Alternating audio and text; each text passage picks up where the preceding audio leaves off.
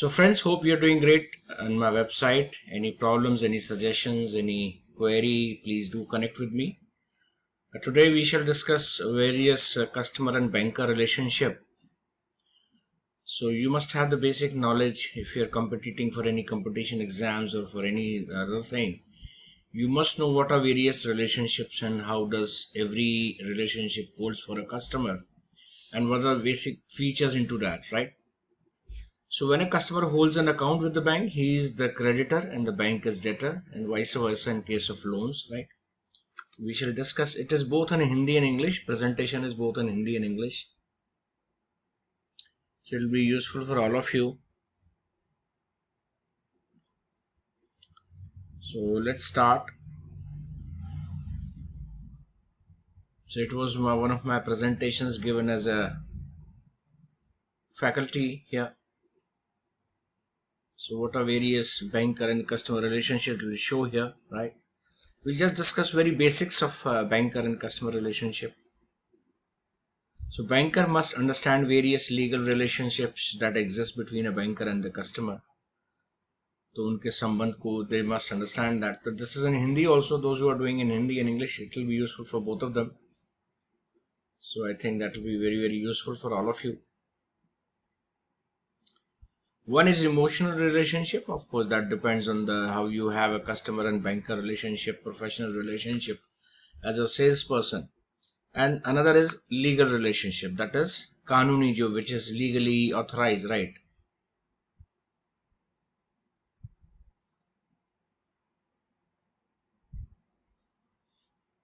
The fiduciary. What do you call it? Fiduciary means safe custody of articles. Now this practice has gone down because earlier we used to have a lot of customers depositing certain documents, certain keys, or certain any other feature they wanted to deposit in a sealed packet with the bank, and bank used to charge for 1 year rent on that, holding that packet for on behalf of the customers in their vault. What we used to call it fiduciary, right? Safe custody. Then fiduciary is safe custody of articles is called trustee and beneficiary, right? Vishwas patra and labh karta prapt karta, and bank and grahak, right? So lockers, lessor and lessee, right? Then the lessor is the bank, lessee is the customer, right? Here in case of safe custody of articles, right? So there are two, one is trustee and beneficiary, another is lessor and lessee.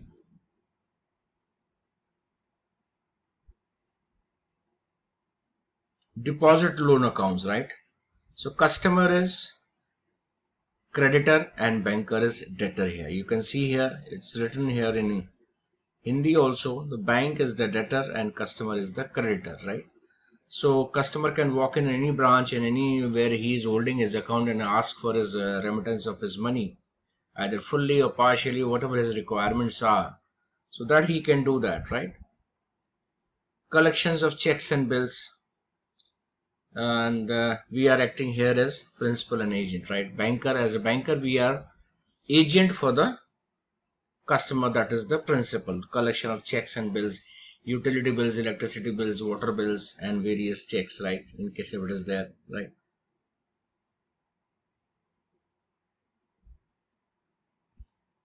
Now creation of charge, right? Pledger and pledgee. So girvi karta, like gold loan, right? So pledger is the customer and pledgee is the bank. Assigner and assignee, right? Assignment. We create a charge called assignment when we give a loan against life insurance policy. That is called assignment. The assigner is the customer and the assignee is the bank. Like insurance policy, I told you, right? Here it is. Pledger and pledgee, gold loans. We pledge and pledge. Pledger and pledgee. Mortgager and mortgagee, right? Mortgager is the customer, mortgagee is the bank. So when we give a home loan, the charge created is called mortgage.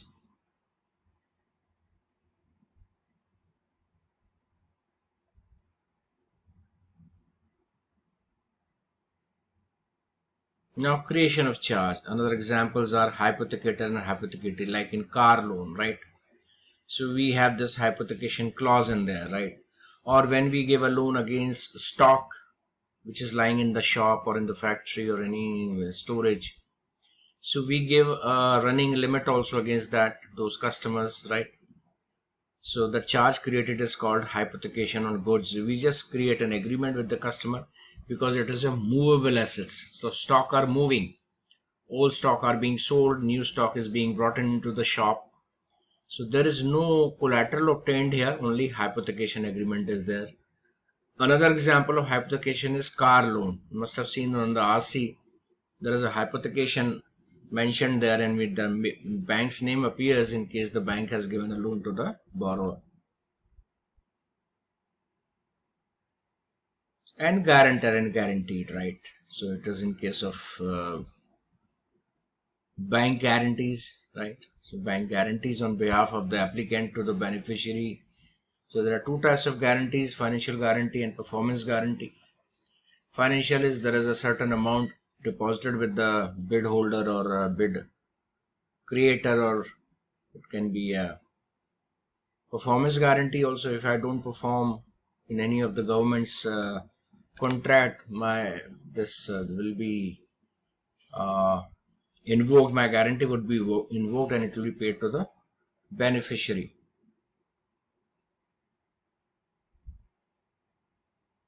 Rights of a banker, right? So these are various rights of the banker. So we discussed debtor and creditor, trustee and trustee, right? Then we discuss principal and agent, then pledger and pledgee in case of gold loans and all that. We also pledge securities like shares, bonds and debentures with the company, right? So we hypothecate in case of loan against stock of material goods lying in the shop or in the factory. And of course car loan, we also create a hypothecation charge there also, right? Now, rights of a banker, we discuss here. The general lien. So when we give a loan against fixed deposit, the charge created on fixed deposit is also called a lien. But here we are discussing rights of the banker. So lien, right, is there. So I'll just discuss the charge first. In case loan is given against fixed deposit, the charge created is called lien. If the loan is given for car, it is hypothecation. If the loan is given against goods lying in the shop or factory or wherever the godown is, the charge created is hypothecation. Then when we give a loan against life insurance policy, the charge we create is called uh, life against insurance policy. We call it assignment. Sorry. And then when we give a loan against gold, it is called pledger and pledgee. We pledge the security, right? When we give a loan against shares, bonds and debentures, various securities, the charge created is again pledge here. And when we give a loan against a home loan or loan against property, the charge created on the property is mortgage. So this we have discussed prior to the slide. Now here rights of a banker, what a banker can do in case if it has a liability as well as asset with the customer. So lien is the right of the banker to retain possession of goods or securities by the debtor until the debt funds due from the letter is paid. Suppose I have taken a loan from the bank and I'm not able to repay my say car loan due to some reasons, and I've got fixed deposit with the bank. The bank can mark a lien on my fixed deposit if I am not repaying my loan, but it should be in my name only. It cannot be in the joint name. It has to be if I have taken it. Of course, I'll be taking a loan as an individual only. So that FD should be in my name only. Only then general lien is applicable for the bank to adjust that fixed deposit for depositing of my pending EMIs.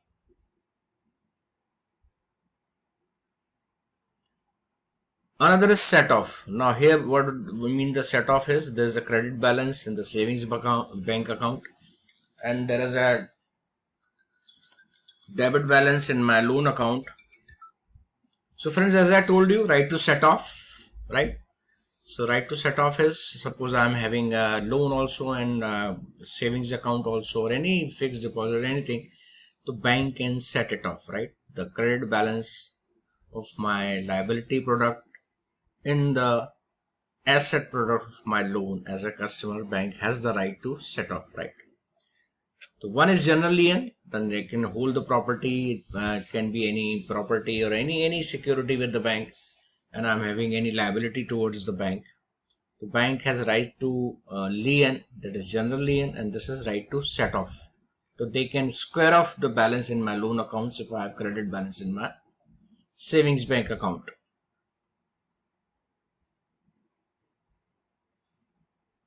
So this is in Hindi also. To those who are comfortable with Hindi can also go through that. I have explained already in English. Of course, I'll be launching all these topics in Hindi also, but that will have to be given me. You have to all give me some more time for that, right? Because there are lots of topics on this. Another is appropriation towards interest, charges, principal, Clayton rule, right? So this we call it a Clayton rule. So they can appropriate towards interest. Suppose if interest is pending, any charge is pending, or any principal amount is pending, right? So we can apply a Clayton rule here. And Clayton rule is also applied in case of partnership. If one of the partner dies, they have to determine the liability in case of as per the Clayton rule. Where the payment of debt is discharged is indicated in section 5, right? 59, sorry.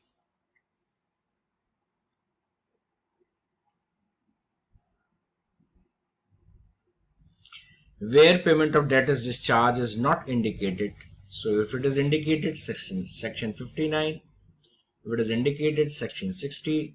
So we can appropriate the funds towards any interest not being deposited by the customer, any charges not being paid by the customer. We can do that.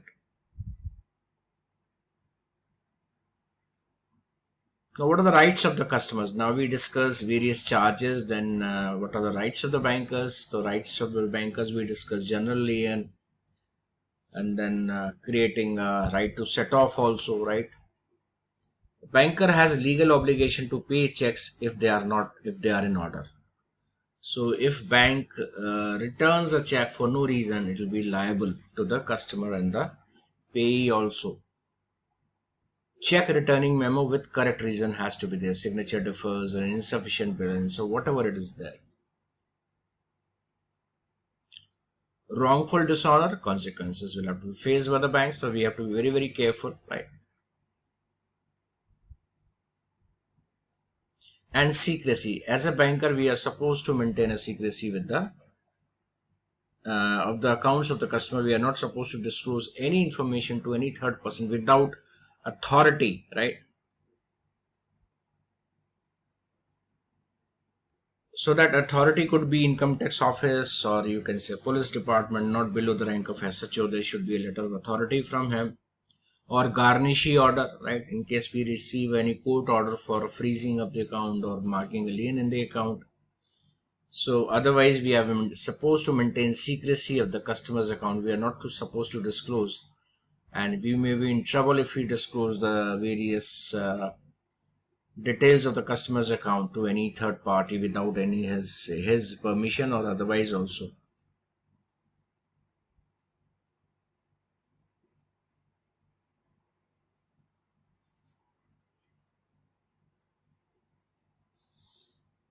So banks have a duty to keep information about the accounts of the customers confidential. But there are certain exceptions when it is required by law. As I gave you certain examples, maybe garnishee order, maybe income tax order, attachment order, or maybe police officer for recording any confidential data requiring to not below the rank of SHO. A permission should be sought from the police department before disclosing information to the customer.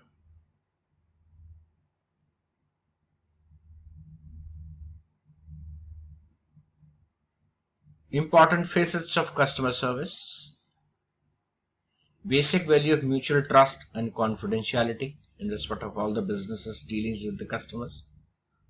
That is confidentiality, I told you, and trust has to be there, mutual.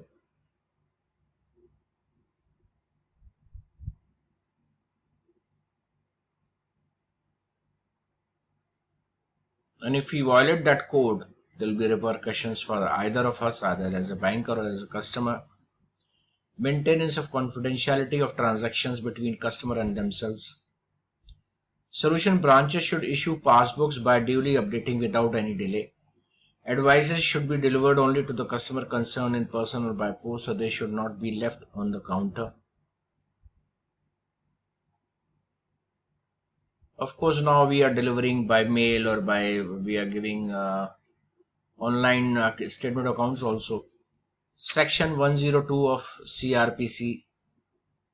What does it say? Supreme Court laid down that law that bank account is a property within meaning of Section 102 of CRPC, and the police officer in course of investigation can seize or prohibit the operation in the account. He can freeze the account, he can request for any lien if such assets have direct links with the commission of offense for which the police officer is investigating into. So we are supposed to act when a police officer not below the rank of SHO gives us an order in writing to freeze the account or mark a lien in the account. We are supposed to do it as per section 102 of CRPC. Banks have to honor the order served upon under section 102, either for seizure of accounts or for freezing of operations of accounts in view of powers the police authorities have under the section as laid down by the Supreme Court. So there is a Supreme Court ruling in that.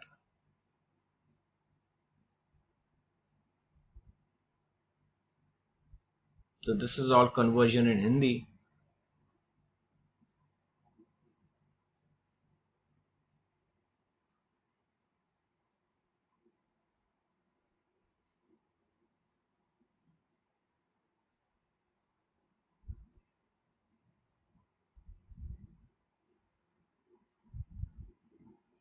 Now I was discussing garnish order. This is when there is a dispute between a creditor and debtor. Suppose Mr. X is having business dealings with Mr. Y and there is a dispute between them, and creditor goes to the court that the debtor is not paying his money or any other dispute with regarding to goods. The court can issue an order to the bank asking it to freeze the account or mark a lien in the account. That is called garnish order.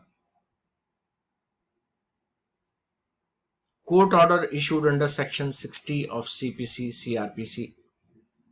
It is obtained by judgment creditor attaching the debtor's funds in the hands of the banker. So garnish means it is an order to the third party to attach the funds of the debtor when a creditor goes to the court against debtor.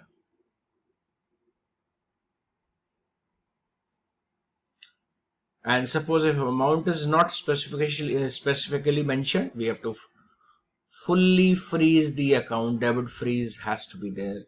Credit freeze has to be left blank. Only debit freeze. He cannot withdraw the amount. Applicable to credit balance at the time of receipt of order and all call deposits. So this is also very important. If any fund is deposited after a garnish order has been received, is or cannot be attached by the bank. Only till the time of arrival of the order, whatever balance is there in the customer's account, either in the savings or current account or fixed deposit, only that amount can be frozen. Any other amount deposited after the court's order cannot be attached, which is not the case in case of order is received from income tax authorities. Even future cash deposits can also be attached by the bank. And in garnishee, the bank cannot attach any cash deposited after the receipt of the court's order. Only whatever the balance is available, only on that.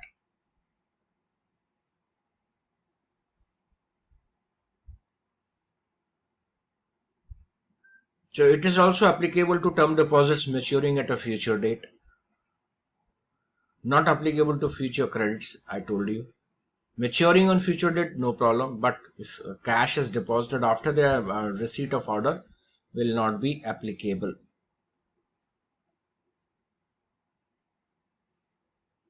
Funds belonging to deceased insolvent persons are not to be attached.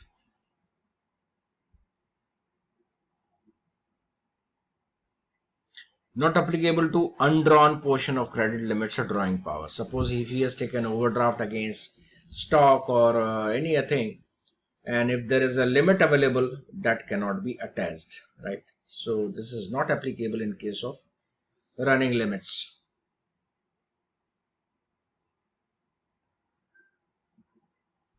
And banker has the right to set off any real debt. So has to set off means credit and debit balance, credit and savings, debit and loans. They can square it off after issuing a notice to the customer.